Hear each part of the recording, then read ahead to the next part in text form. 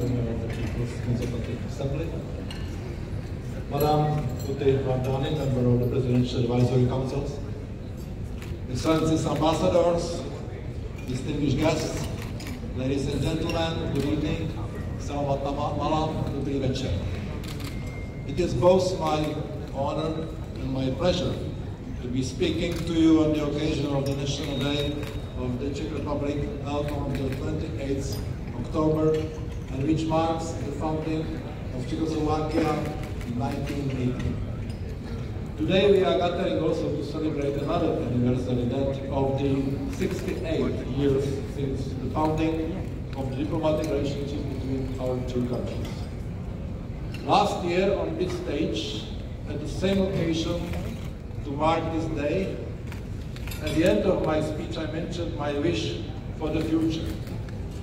That while we would work successfully together for both countries' mutual benefit, I believed that we could and would continue to do even more hand in hand towards our common goals, both in good times and the times that challenges us both.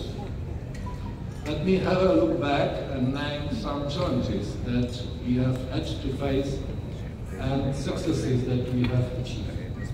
One of the challenges, which is clearly not only one for my country, is the ongoing effort to achieve an end to the continued war in Europe, a goal which is sadly still unaccomplished. Let all of us hope and believe that Russian invasion to Ukraine and the more recent outbreak in the Middle East will end in the future, and that with this end will peace and stability in not only those regions, but in all parts of the world suffering under war. This is of course not to take away from the many other challenges for our governments and peoples in both the short and long term: climate change, sustainable development, food and energy, cyber security, and environmental issues. In some of these areas, Czechia and Indonesia have made strides and enhanced our cooperation in both multilateral or bilateral fields. During the course of our presidency of the Council of the European Union and on the occasion of the Indonesia G20 last year and the chairing of ASEAN this year, both countries have marked significant achievements in the realm of not only of our nations, but in particular in our respective regions and further afield in many aspects also globally.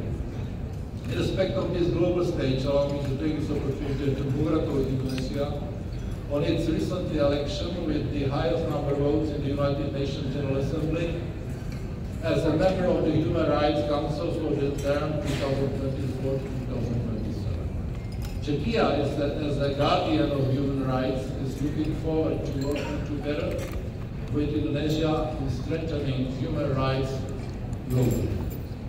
On bilateral points, let me mention some of the most significant moments, starting with the historical first official visit of the Prime Minister of the Czech Republic, Petr Fiala, to the Republic of Indonesia in April this year.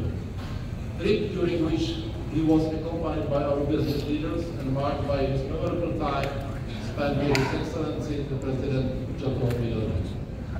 This premier's visit was followed by an incoming Indonesian mission to Czechia from Ministry of Environment and Forestry, led by Vice Minister Alvarado, and later on by the delegation from the National Cyber and Encryption Agency in the field of cybersecurity and criminality. Just over a week ago, delegations from our Ministry of Industry and Trade, together with the Ministry of Environment, participated in the Indonesia-Euro Business Forum and the Indonesia-Czechia Joint Committee hosted by Kemlu and organized cooperation with Habib. At the same time, top representatives from the leading Czech company, the Škoda Group, arrived in Indonesia with the aim of exploring the possibility of establishing a future joint venture cooperation in the building of transportation infrastructure. Also, in this respect, we are proud that our government has approved Škoda Transportation vocational training project, in the course of which 300 Indonesian students will enjoy 2 years internship scheme program in Dolecek.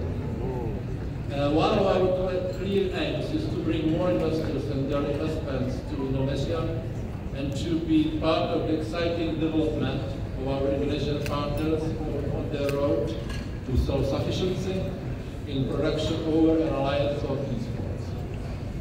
Part of this journey will include a focus on the transfer of know-how, the developments in technology and the production in those industries in which our country has always been at the forefront of and continues to be a leader.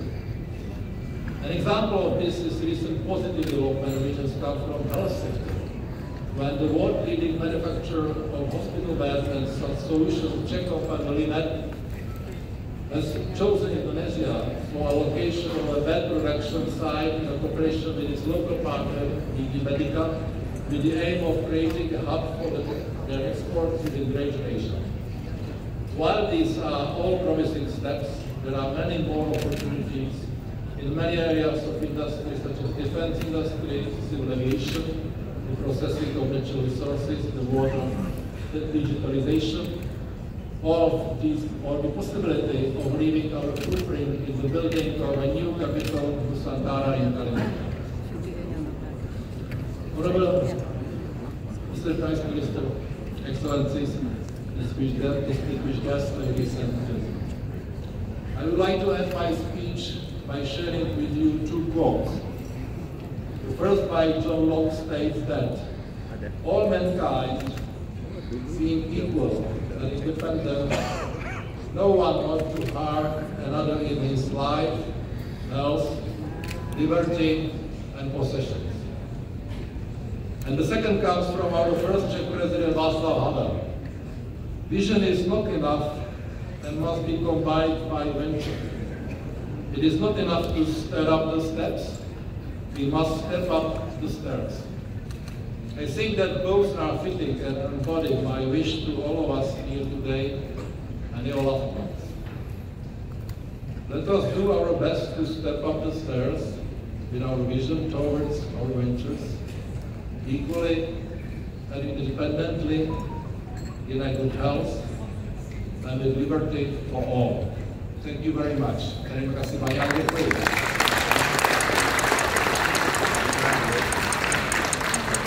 Thank you, Your Excellency. And now allow me to invite our guest of honor, His Excellency